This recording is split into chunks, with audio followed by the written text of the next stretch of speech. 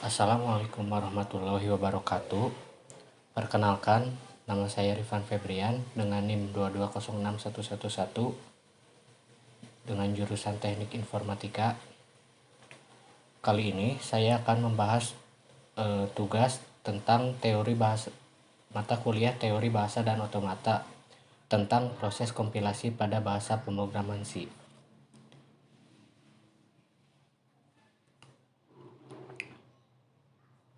Sebelumnya, dalam video ini akan terdapat materi tentang proses kompilasi pada bahasa pemrograman C yang memuat tentang bab 1, compiler dan kompilasi, kemudian tentang pengertian, kemudian pengertian grammar, kemudian proses compiler secara garis besar, kemudian jenis-jenis compiler.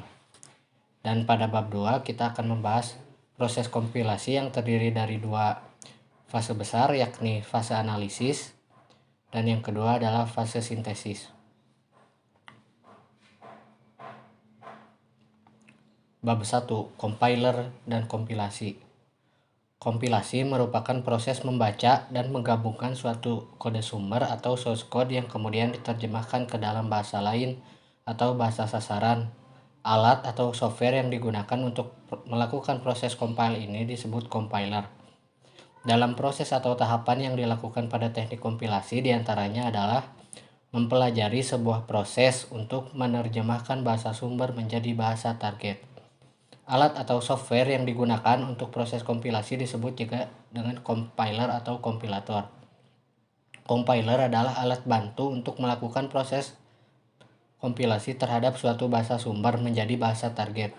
Bahasa sumber yang digunakan adalah bahasa pemrograman tingkat tinggi, dan bahasa target atau bahasa sasaran berupa kode antara yang kemudian diterjemahkan menjadi bahasa mesin.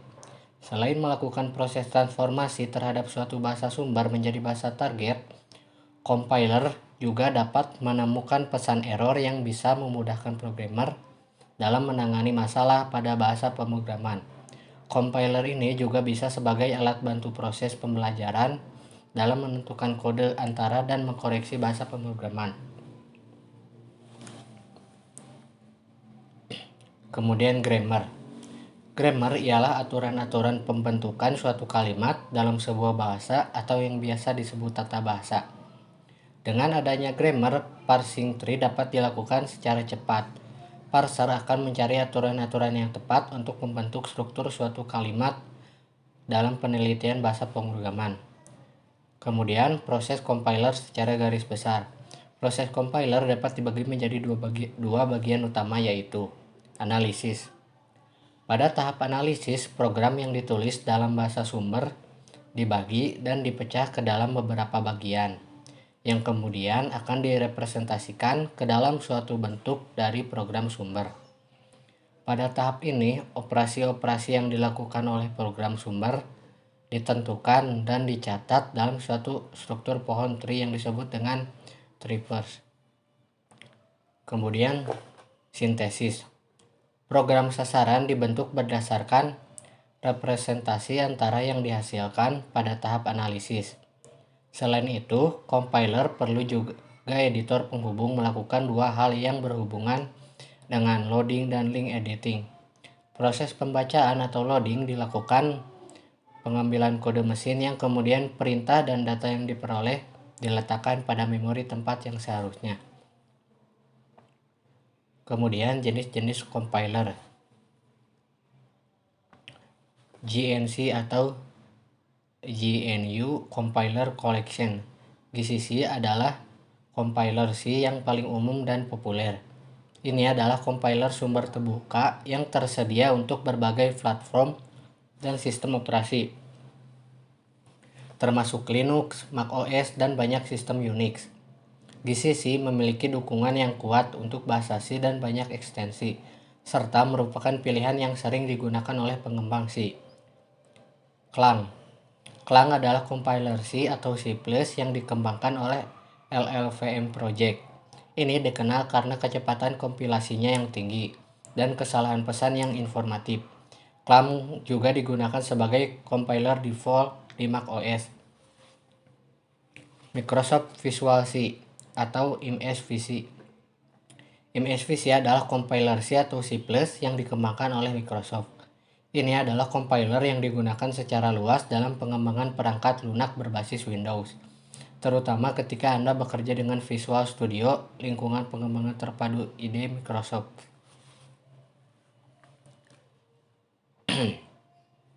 Intel C atau C++ Compiler. Compiler ini dioptimalkan khusus untuk pemrosesan pada prosesor Intel dan sering digunakan dalam komputasi berkinerja tinggi, serta pengembangan perangkat lunak yang memerlukan pemrosesan paralel. PLC. PLC adalah compiler C atau C++ gratis dengan ide yang lengkap. Meskipun lebih berfokus pada pengembangan aplikasi Windows, ini bisa digunakan secara umum untuk pengembangan C di platform Windows. Diab Compiler. Compiler ini sering digunakan dalam pengembangan perangkat keras tertanam atau embedded dan sistem operasi real-time. Ini memiliki dukungan untuk bahasa C atau C++ yang dikustomisasi. TNCC atau TCC. TNCC adalah compiler yang sangat ringan dan cepat. Meskipun memiliki keterbatasan dalam dukungan pustaka dan fitur, ini cocok untuk pengembangan perangkat lunak yang membutuhkan kecepatan kompilasi. Bab 2. Proses kompilasi. Fase analisis. Fase analisis terdiri dari analisis leksikal atau scanner, analisis sintaksis atau parser, dan analisis semantik. Kita akan bahas analisis leksikal terlebih dahulu. Analisis leksikal melakukan pemeriksaan terhadap kode sumber dengan perubahan status yang terjadi. Dalam penerapannya, suatu kode sumber akan diuraikan menjadi simbol-simbol tertentu yang disebut token. Scanner berperan sebagai antarmuka antara source code dengan proses analisis sintaks atau parser. Scanner akan memeriksa setiap karakter dari kode sumber. Analisis leksikal berkaitan dengan penulisan bahasa pemrograman dalam penelitian, yaitu bahasa C++, misalnya cout, cin, float, dan lain-lain. Analisis sintaks atau parser. Bahasa pemrograman dibentuk oleh aturan yang dapat dipresentasikan dengan struktur sintaks. Dari penggunaan sintaks sebuah bahasa pemrograman dapat dibangun pohon urai atau parse tree. Seiring dengan proses parser menerima pasukan dari scanner dalam bentuk token dan membentuk parse tree sesuai dengan sintaks dan tata bahasanya. Jika sekumpulan token yang diterima parser tidak sesuai dengan aturan tata bahasa pembentuk bahasa pemrograman, maka terjadi kesalahan sintaks. Penelitian lain yang telah dilakukan sebelumnya yaitu penggunaan informasi sintaks dari dalam teks dan mengenali kesamaan kata dengan WordNet dan database leksikal. Analisis sintaks berkaitan dengan logika matematika. Misalnya A sama dengan B plus C, X sama dengan 1 kali A, dan lain-lain. Analisis semantik. Analisis semantik memanfaatkan pohon sintaks yang dihasilkan pada proses parsing. Secara umum, fungsi dari analisis semantik adalah menentukan makna dari serangkaian instruksi yang terdapat dalam program sumber. Analisis semantik berkaitan dengan variabel dalam kode program, misalnya variabel total, jumlah, selisih, dan lain-lain. Fase sintesis. Intermediate Code Generator. Intermediate Code Generator merupakan tahap awal dari fase sintesis. Proses yang dilakukan pada tahapan ini mengenerate atau membangkitkan suatu kode berdasarkan parsing tree. Lalu selanjutnya diterjemahkan ke dalam bentuk tree address code, quadruple atau triple. Kode yang bukan merupakan kode tingkat tinggi atau kode mesin, tetapi kode tingkat menengah adalah kode perantara. Kita dapat menerjemahkan kode ini ke kode mesin nanti. Tahap ini berfungsi sebagai jembatan atau jalan dari analisis ke sintesis.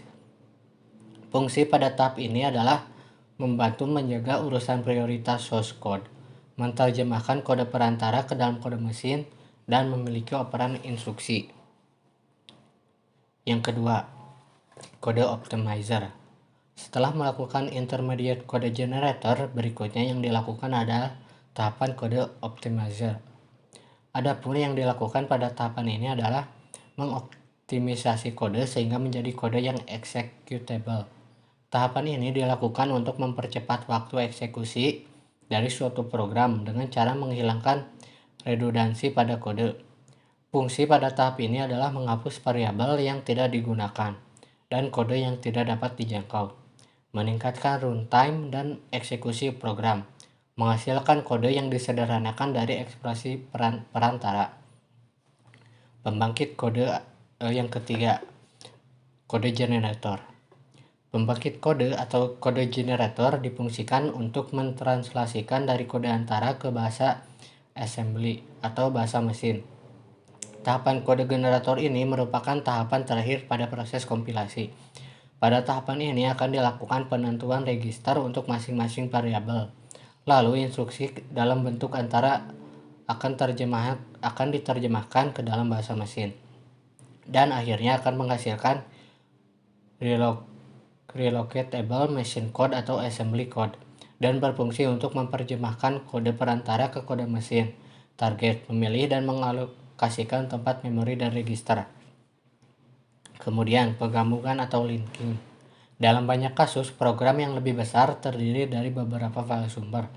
Tahap penggabungan adalah proses menggabungkan beberapa kode objek menjadi satu program yang lengkap. Ini juga melibatkan pustaka atau library yang digunakan dalam program. Hasil dalam tahap ini adalah program yang dapat dieksekusi. Kemudian yang terakhir adalah output. Setelah tahap penggabungan selesai, hasil akhir dari proses kompilasi adalah file eksekusi atau executable file. File ini adalah program yang siap untuk dijalankan pada komputer. Oke, setelah kita membahas tentang proses kompilasi pada bahasa C, kemudian kita akan membahas tentang tabel simbol atau semua masukan atau library yang terdapat pada suatu bahasa pemrograman. Pada kali ini adalah bahasa pemrograman C. Tabel simbol berfungsi untuk mendeklarasikan semua input berdasarkan kode program yang di-compilable dengan simbol, terutama dikenal dengan sebagai struktur data compiler. Ini membantu dalam menyimpan pengidentifikasian dengan nama dan tipenya. Itu membuatnya sangat mudah untuk mengoperasikan proses pencarian dan pengambilan. Tabel simbol menghubungkan antara interaksi dengan semua fase compiler dan penanganan kesalahan untuk pembaruan. Ia juga bertanggung jawab atas manajemen ruang lingkup. Tabel simbol terdiri dari beberapa jenis, seperti identifier antara lain ATC, keyword, include, usestream, cout, cin. Keyword ini bisa disebut juga dengan sintaks, seperti include yang menjadi library pada bahasa pemrograman C, dan juga usestream adalah contoh library-nya.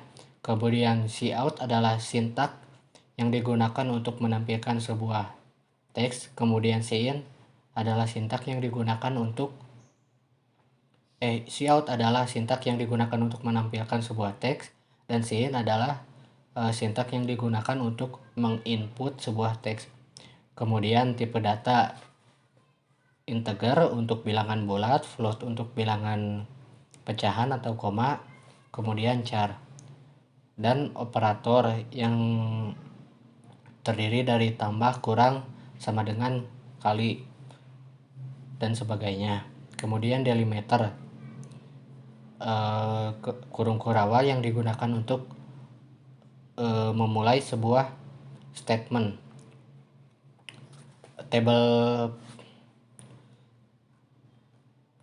Tabel simbol ini berfungsi untuk menyimpan konstanta dan string literal, kemudian membantu dalam menyimpan nama fungsi, dan juga untuk menyimpan nama variabel dan konstanta, menyimpan label dalam bahasa sumber.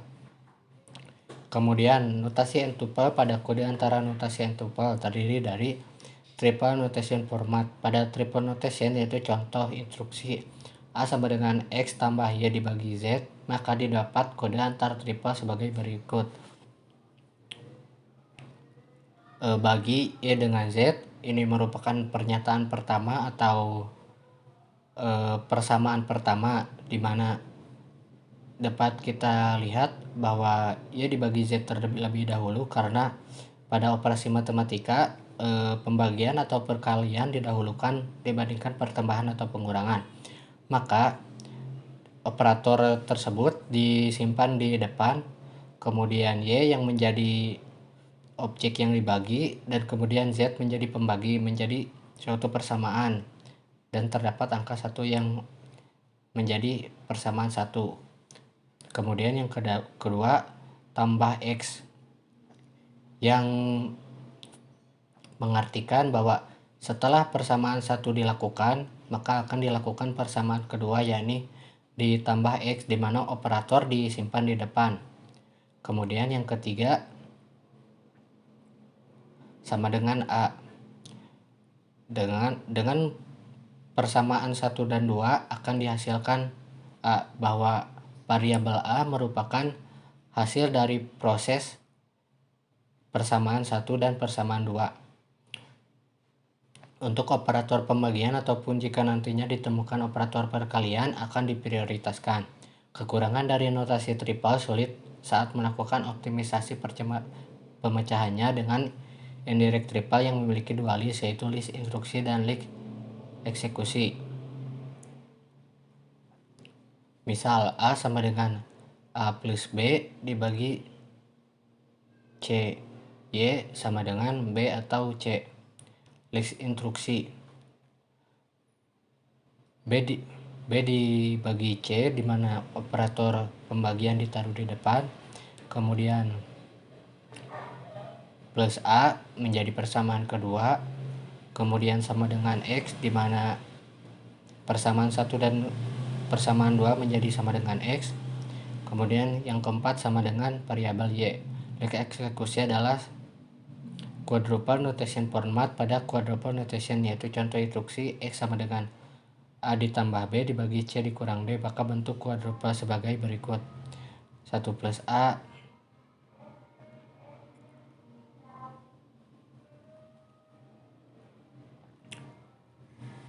kemudian mungkin hanya segitu saja yang bisa saya sampaikan pada materi proses kompilasi pada bahasa C ini. Atas kelebihan dan kekurangannya saya mohon maaf. Assalamualaikum warahmatullahi wabarakatuh.